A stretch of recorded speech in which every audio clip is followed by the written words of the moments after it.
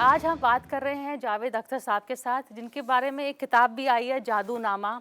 It is a pun on his name because Javed ji को जादू भी कहते हैं, और जादू तो है उनके लफ्ज़ में, उनके we all familiar, I don't need to introduce him, चाहे उनके फिल्म्स हों, चाहे उनके गाने हों, लिरिक्स, गायकर, शायर। He is someone who we know and we grown up most some of us on his movies and the persona of the angry young man. और उसके आगे क्या है अभी उनसे बात करेंगे।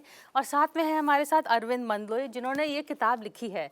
It's a very fascinating book, दोनों हिंदी इंग्लिश में है। It's tells you the story of Javed साहब life, not through just him, through his friends, through his childhood friends, people who have worked with him, film stars, artists, उनका जो राजनीतिक career है इन राज्यसभा, उसके बारे में भी है। एंड अरविंद जी, आपने बहुत ही काम किया, एंड जावेद साहब हिमसेल्फ हैज कंट्रीब्यूटेड, सो है शबाना, सो है Honey Irani. I think art of balancing your past with your future इन्होंने बहुत अच्छी तरह से किया जावेद साहब। नहीं, वाकई it's really what you call labour of love. It is a labor of love. And to all my viewers, I would like to start the interview by drawing you in by saying कि बाकी channel के पास होए ना होए, लेकिन आज मेरे पास जावेद है। So जावेद जी, और पहले अरविंद जी आपसे शुरू करते हैं। आपने ये किताब के बारे में थोड़ा बताइए, व्हाट मेड यू शुरू किया आपने कि जावेद साहब का टॉपिक कहाँ से मिला आपको? जावेद And साहब you से beat us all to it, ये कैसे हुआ? जी, ये जावेद साहब से मिला और 20 साल से हमारी मुलाकात थी। जावेद साहब के 17वें जन्मदिन पे हमने कैलीग्राफी में एक बुक निकाली थी, ख्वाब के गांव में, जो जावेद साहब की कही हुई बातों पे थी। वो बहुत पॉपुलर हुई अमेज़न पे, दुनिया में सबसे ज़्यादा बिकने वाली किताब थी वो। तो उसके बाद 75 बर्थडे पे हमने ये तय किया कि एक कंप्लीट बुक जावेद साहब के काम पे, उनके विचारों पे और ज़िंदगी पे आना चाहिए। तब से ये सिलसिला शुरू हुआ और अब जाके मुकम्मल हुआ। जावेद साहब किताब पे आएंगे, इनफैक्ट मेरे पास बहुत सवाल है उसको लेकर, लेकिन एक तो मुझे आपके व्यूज़ भी चाहिए जो आजकल जो हो रहा है उसको लेके। एक है ये पठान फिल्म के बारे में काफ़ी कंट्रोवर्सीज हो रही हैं, इसको लेकर क्या आपको लगता है कि ये कोई जेन्युइन कंट्रोवर्सी है, या फिर कोई आजकल जो माहौल ही ऐसा है that they want to object for the sake of objecting, उसमें पॉलिटिक्स भी घुस जाता है? देखिए क्या है कि ये कुछ बात का बतंगड़ हो गया है. हमारे मुल्क में फिल्म ऐसा नहीं कि आपने बनाई और थिएटर में लगा दी, जैसे कि आप किताब लिखते हैं और आप दुकान पे रख सकते हैं, पोइट्री लिखते हैं और कहीं भी स्टेज पे खड़े होकर सुना सकते हैं। फिल्म जो है उसका एक सेंसर है, तो उसको हम कहते तो है सर्टिफिकेशन बोर्ड, लेकिन एक्चुअली तो सेंसर ही है ना। तो आप सेंसर बोर्ड पे जब जाते हैं, उसका नाम कुछ भी रखा हुआ, लेकिन वो सेंसर बोर्ड है। वो कहता है कि भाई ये जो है, और वो कोई गवर्नमेंट की एजेंसी है, वो गवर्नमेंट का डिपार्टमेंट है, उसमें वो सोसाइटी के बहुत सारे जिम्मेदार लोगों को ही बुलाते हैं, उनके अपने भी लोग होते हैं, और वो पिक्चर देखते हैं और कहते हैं कि देखिए ये चीज़ जो है ऑब्जेक्शनेबल है, ये ठीक नहीं है, ये बात जो है वो सोशली गलत है, हमारे समाज में नहीं एक्सेप्ट होगी, लोगों को बुरा लगेगा, ये आप काट दीजिए।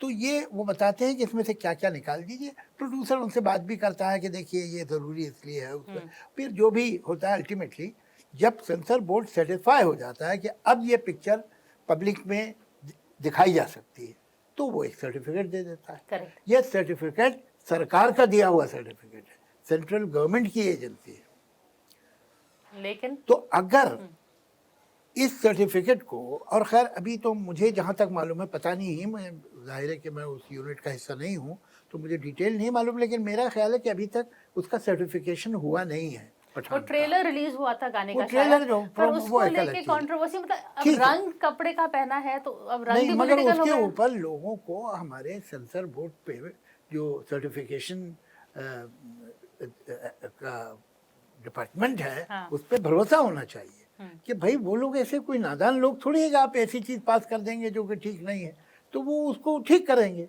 वो कहेंगे ये रखो ये मत रखो। और आपको भी बोर्ड ऑफ सर्टिफिकेशन पे भरोसा होना चाहिए कि भाई हमारी सरकार की तरफ से एक बोर्ड बैठा हुआ है, वहाँ लोग हैं, वहाँ पर उन्होंने पिक्चर को देखते हैं, उस पर इतराज़ करते हैं, उसमें पॉइंट आउट करते हैं क्या कटना चाहिए, क्या रहना चाहिए। अगर आप खुद ही सेंसर बोर्ड हो जाएंगे तो फिर इसकी क्या ज़रूरत है? बोर्ड ऑफ सर्टिफिकेशन जो है इसे हटा देना चाहिए, सेंसर बोर्ड गवर्नमेंट का नहीं रहना चाहिए। अब अगर हर प्रदेश का होम मिनिस्टर ये कहना शुरू करेगा कि हम देखेंगे फिर बताएंगे कि पिक्चर रिलीज हो सकती है, तो फिर मेरा ख्याल है अच्छी बात ये होगी कि वो जो स्टेट्स हैं वो सेंटर से कहें कि साहब देखिए हमें आपके सर्टिफिकेशन पे भरोसा नहीं है, हम अपना सेंसर बोर्ड खुद बनाएंगे और हम पास किया करेंगे पिक्चर कि हमारे प्रदेश में रिलीज हो सकती है कि नहीं, या तो ये हो जाए और वहाँ बोर्ड बने, हर स्टेट का अपना एक बोर्ड हो, तो एक पिक्चर हम सेंटर से पास कराएं फिर एक एक स्टेट में कराएं तब रिलीज करें, तो चलो भाई टीडीएस है लेकिन कुछ तो समझ में तो आई बात। ऐसा तो नहीं हो सकता ना कि हर आदमी खड़ा होकर क्या मैं भी सेंसर करूंगा, तो ये मुश्किल हो जाएगा। आपने अपनी ही तरफ से बहुत ही अच्छा जवाब दिया है to Madhya Pradesh home minister जिन्होंने इतराज किया जी, तो उन्होंने इतराज किया तो उन्हें क्या बात है कि हमारी जो सेंटर की सरकार का बोर्ड ऑफ सर्टिफिकेशन उस पर भरोसा नहीं है क्या?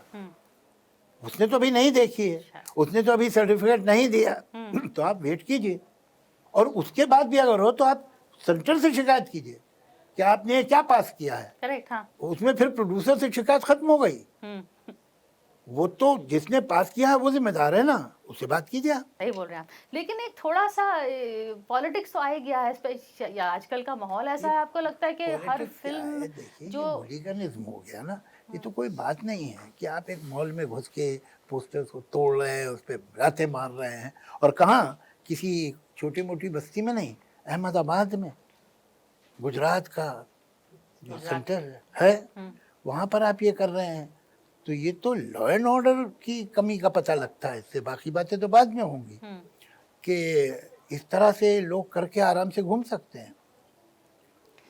पर थोड़ा सा फिल्म इंडस्ट्री भी थोड़ी पॉलिटिकल हो गई है अब, जैसे कि मैं तो कह रही हूँ हमारे देश का पॉइंट है कि इवन वैक्सीनेशन है तो पॉलिटिकल, जो मेड इन इंडिया वैक्सीन है उसमें बीजेपी लोग ले रहे हैं, कोविशील्ड बाहर से आई है तो कांग्रेस लोग उसको कह रहे हैं, तो फिर politics has come to vaccination, it has come to हमारी फिल्म इंडस्ट्री में अंदर तो कोई पॉलिटिक्स, ये सब जो हो रहा है ये फिल्म इंडस्ट्री से बाहर हो रहा है, हमारी फिल्म इंडस्ट्री में कहाँ है?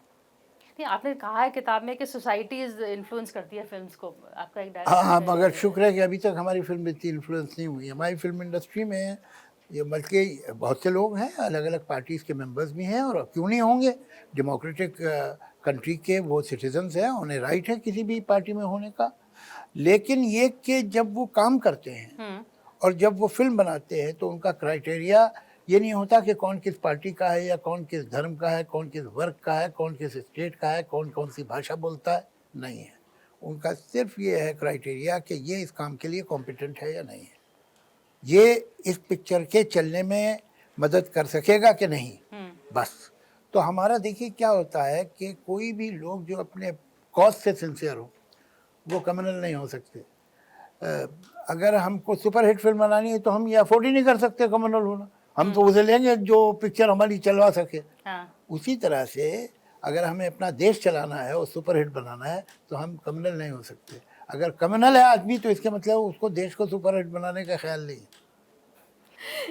ये आपने सही बोला, लेकिन थोड़ा सा मैं फिर से I want to go back to this thing of nationalism, जैसे कि अभी हाल में एक अभिनेत्री हैं, उनके खिलाफ कुछ भी होए तो फिर BJP comes rushing to her and the films also वो करते हैं, तो यू नो अब I think camp is being delighted. कोई और अभिनेता हैं जो प्राइम मिनिस्टर का इंटरव्यू लेते हैं, तो एक तौर से बीजेपी कांग्रेस आपके यहाँ भी आ गया है। नहीं, कांग्रेस तो कैसे आप कहें, बीजेपी वर्सेस व्हाटएवर, इसमें ये है कि ठीक है कुछ लोगों को राइट है, वही वो सिर्फ एक्टर तो नहीं है, सिर्फ प्रोड्यूसर डायरेक्टर तो नहीं है, सिर्फ फिल्म, वो इस देश के नागरिक भी तो हैं, तो उनको आप ये अधिकार उनसे नहीं छीन सकती कि क्योंकि फिल्म इंडस्ट्री में काम करते तो उनके कुछ पॉलिटिकल ख्याल नहीं होने चाहिए, लेकिन काम जब करते हैं वो जब फिल्म में काम करेंगे तो वो ये क्राइटेरिया नहीं रखेंगे, ये बात पक्की है। और आप फिल्म इंडस्ट्री को लोग बहुत अंडरएस्टिमेट करते हैं, समझते नहीं उसकी वैल्यू क्या है। इस वक्त हम दुनिया में अगर हॉलीवुड के सामने कोई फिल्म इंडस्ट्री टिकती है तो वो है इंडियन फिल्म इंडस्ट्री। आज वरना यूरोप की फिल्म इंडस्ट्री, फार ईस्ट की फिल्म इंडस्ट्री तो बर्बाद हो गई है हॉलीवुड से। हमारी पिक्चर, एक एवरेज पिक्चर आज 130 से ज़्यादा कंट्रीज़ में रिलीज़ होती है। हमारी फिल्म म्यूज़िक चाहे लैटिन अमेरिका हो, अफ्रीका हो, सेंट्रल एशिया हो, मिडल ईस्ट हो, हर जगह कितनी पॉपुलर है म्यूज़िक हमारी गाने। ये जो हमारे स्टार्स हैं ये हमारे गुडविल एम्बेसडर्स हैं। मतलब आप अगर जाएंगी इजिप्ट जाएंगी या आप इवन जर्मनी जाएंगी, तो आप इंडियन हैं, तो दूसरा सवाल होगा you have met Shahrukh Khan. हाँ, शाहरुख खान तो is आप ये बताइए कि ये लोग कितना, चाहे अमिताभ बच्चन हो, शाहरुख खान हो, आमिर हो, ऋतिक रोशन हो, ये लोग कितनी गुडविल इंडिया की, हमारे सिंगर जो हैं वो कितनी गुडविल फैला रहे हैं, हमारे जो गीत होते फिल्मों के, ये हमारी सॉफ्ट पावर है। वो उन्हें इंडिया से दिलचस्पी पैदा हो जाती है इन फिल्मों की वजह से, इन गानों की वजह से। हमें, दे आर सर्विंग इंडिया। अब जो लोग गुडविल एम्बेसडर्स हैं इंडिया के, अगर आप उनके मुंह पे कालक पोतने की कोशिश कर रहे हैं तो माफ कीजिएगा, इन अ वे तो ये तो एंटी नेशनल एक्ट है। तो आपने नेशनलिज्म को एक अच्छा सा पाठ सिखा दिया। बताइए, ये वो लोग हैं जो दुनिया में गुडविल पैदा कर रहे हैं इंडिया की, और आप उनका जो है नाम खराब करने की कोशिश कर रहे हैं। तो आपका इरादा क्या है? सही बोले। एक और आजकल एक डिबेट आ गई है ये नेशनलिज्म और पेट्रियोटिक को लेकर। आपने भाषण भी दिया था राज्यसभा में इसको लेकर कि आई एम अ पेट्रियट, और आप मतलब आपने कहा था कि मैंने कभी भी, मेरे पास एंटी नेशनल थॉट्स नहीं है। तो what is the difference between, अगर कोई कहते हैं कि ओवैसी पेट्रियट है पर नेशनलिस्ट नहीं है, ये क्या होती है, व्हाट इज? मतलब ओवैसी साहब की तो मैं गारंटी नहीं ले सकता हूँ, मेरे ख्याल है इस बारे में आप उन्हीं से बात करें तो बेहतर रहेगा। मेरे पास उनकी एजेंसी नहीं है, नहीं है अभी। तो मैं उनके बारे में कुछ नहीं कहूँगा। लेकिन ये कि to me the difference between patriotism, nationalism, ये जो आजकल की डिबेट, अरे वही सब पता नहीं, ये सब वर्ड्स हैं, किस वर्ड के आप क्या माने निकालते हैं कि पेट्रियटिज्म ये है और नेशनलिज्म ये है। इतनी बहस की ज़रूरत क्या है? हम जो है, माँ जो है बच्चे के लिए ममता रखती है कि प्यार रखती है? अब इस पर डिस्कशन किया जाए क्या? अरे भाई, है जो फीलिंग है वो है और होनी चाहिए, और मुझे तो लगता है कि नेचुरल सी फीलिंग है। इसके लिए कोई प्रचार की ज़रूरत नहीं है। हमको कोई टीच थोड़ी किया जाता है कि आप अपने शहर से, अपने प्रदेश से, अपने देश से प्यार कीजिए। आपको प्यार अपने मोहल्ले से, अपनी सड़क से प्यार होता है। ये तो नेचुरल बात है। और जो जिसे कहते हैं पेट्रियटिज्म या नेशनल, वो एक नेचुरल इंस्टिंक्ट है कि भाई ये मेरी टीम है, मेरे लोग हैं, ये मेरा घर है, ये मेरी दुनिया है। तो उससे प्यार होने में उसमें हैरत की क्या बात है? और क्या बड़ी बात है? होना ही चाहिए और होता ही है। पर ये जो आजकल थोड़ा सा this new definition, the test, and आजकल की जो फिल्म्स भी आ रही हैं, they also exploring the theme of nationalism, कुछ डू यू थिंक ये कुछ ज़्यादा ही हो रहा है या हमेशा होता था? जो नहीं, आजकल कुछ अभी एक कुछ कॉन्शियसनेस आ गई है जिसकी ज़रूरत नहीं है। खैर, दिस टू शैल पास। चीज़ें आती हैं, चीज़ें चली जाती हैं। इतना फ़ौरन हर चीज़ के बारे में परेशान नहीं हो जाना चाहिए। रहती नहीं है बातें, चेंज होता रहता है। ये हम लोग, मैं तो अक्सर कहता हूँ कि बच्चा जब है, आप पढ़ रहे हैं 10वीं क्लास में या 12वीं में, हिस्ट्री का कल पेपर है तो रात को आप एक रिवीजन कर रहे हैं, हाँ। और घबराहट में एक के बजाय 2 पेज उलट गए तो 100 साल निकल जाते हैं। तो अब हमें ये टाइम इसलिए बहुत इम्पोर्टेंट लगता है कि इसमें हमें तो बहुत इम्पोर्टेंट है। वरना एक देश की ज़िंदगी में 10 साल, 20 साल, 25 साल, 50 साल क्या होते हैं? कुछ भी नहीं, पलक झपकते निकल जाते हैं। तो ये चीज़ें आती हैं, चली जाती हैं, गलत बातें होती हैं, वो फिर मिट जाती हैं, वो नहीं रह पाती हैं। और अगर आप हिस्ट्री देखेंगे हमारे ही अपने देश की, तो कैसी कैसी गलत बातें हुई हैं, पहले भी, सदियों पहले भी हुई हैं। लेकिन क्या हो गया? वो चली गई, वो लोग चले गए, वो ज़माना चला गया, वो वक्त चला गया, हिंदुस्तान चलता रहा। तो हिंदुस्तान रहेगा, ये बाकी सब जो चीज़ें ये आएंगी जाएंगी, देश चलता रहेगा। ये लेकिन आपने अभी ट्विटर में आपके एक बयान को लेके काफ़ी हो रहा है, जब आपने कहा था कि तालिबान जो कर रहे हैं अगेंस्ट विमेन को यूनिवर्सिटीज में आने का, जी। तो उसको लेके आपने कहा था कि वाई इज़ नॉट, हमारे जो सेक्युलर मुस्लिम्स हैं, जो मुस्लिम लीडर्स हैं, वो क्यों नहीं बात? नहीं, आपको सब बातें गलत क्यों याद रहती? मैंने कहा सेकुलर मुस्लिम थे। मैंने उनसे कहा था कि जो मुस्लिम पर्सनल लॉ बोर्ड के लोग हैं और जो मुस्लिम स्कॉलर्स हैं, इस्लामिक स्कॉलर्स हैं, सेकुलर मुस्लिम को थोड़ी कहा था। वो तो बोल ही रहे, वो तो बोलते ही हैं। भाई देखिए क्या होता है कि हम तो जाहिल आदमी हैं इस मामले में, हमें तो कुछ ज़्यादा पता नहीं है। अच्छा। लेकिन जो लोग स्कॉलर्स हैं, जो लोग मुस्लिम पर्सनल लॉ बोर्ड के लोग बोलते हैं कि हम जानते हैं इस्लाम क्या चीज़ है, बताते हैं क्या गलत है क्या सही है। और दुनिया में कहीं भी अगर कोई ऐसी बात होती है जो इस्लाम के ख़िलाफ़ है तो रिएक्ट करते हैं, उसको कंडेम करते हैं, ऐसा नहीं होना चाहिए। तो उसे बुरा कहते हैं वो। तो अभी तालिबान ने जो लड़कियों का स्कूल्स में, कॉलेज में, यूनिवर्सिटी में जाना बंद किया है, लड़कियों की नौकरियां बंद कर दी हैं औरतों की, तो ये इस्लामिक है कि गैर इस्लामिक है इसका फैसला मैं नहीं कर सकता हूँ, मेरी इतनी नॉलेज नहीं है इस बारे में, मगर इनकी तो होगी ना। तो इन्हें बताना चाहिए कि भाई ये जो हो रहा है सही है कि गलत है। अगर गलत है तो साफ बोलो, सही है तो बोलो कि हम तो यही मानते हैं, ये कहो।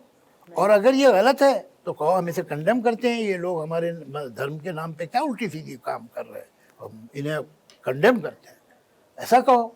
तो कुछ तो करो, चुप ना रहो। चुप रहने का क्या मतलब है?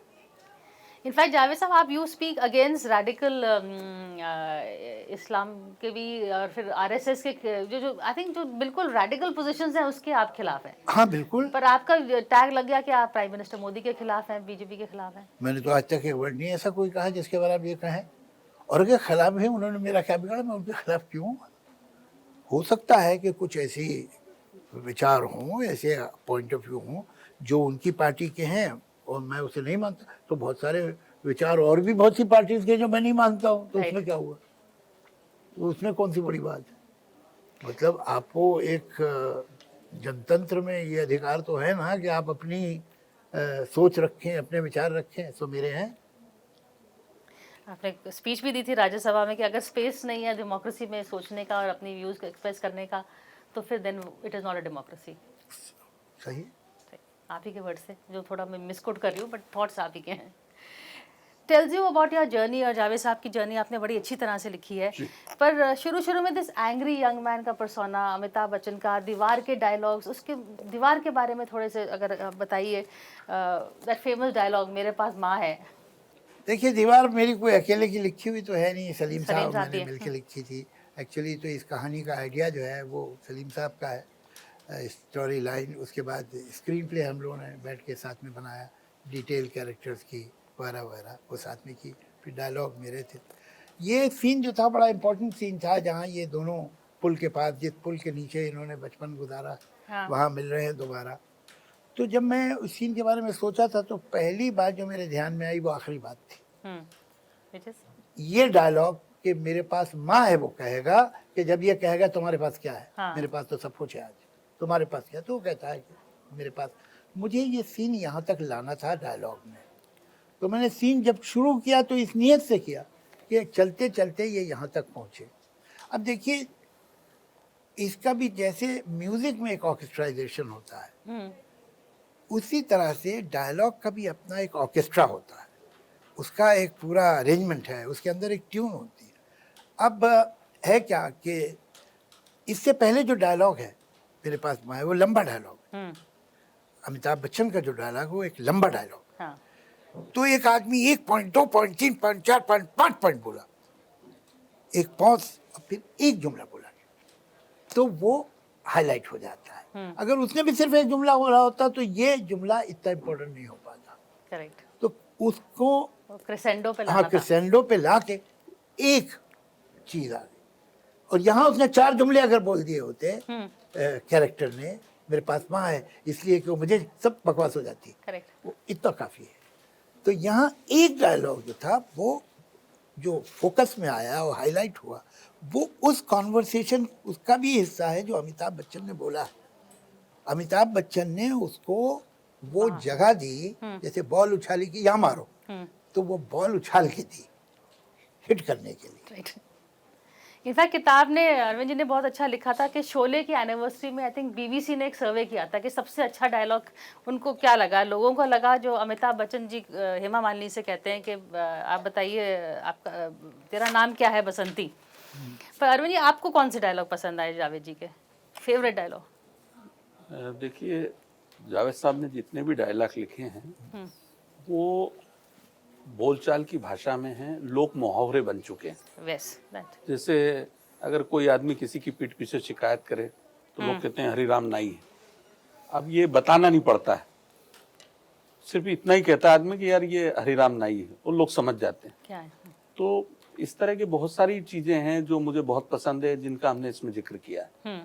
ऐसे कई उदाहरण हैं जो अब हमारी बातचीत के वो फिल्मी जगह पे नहीं है, वो फिल्मों से हमारी जिंदगी में आ गए। तो ऐसे बहुत सारे डायलॉग हैं, बहुत सारे कैरेक्टर हैं। अभी आपको मैं हरिराम नाई के बारे में बताइए। ये नाम सलीम साहब का दिया हुआ है। जी।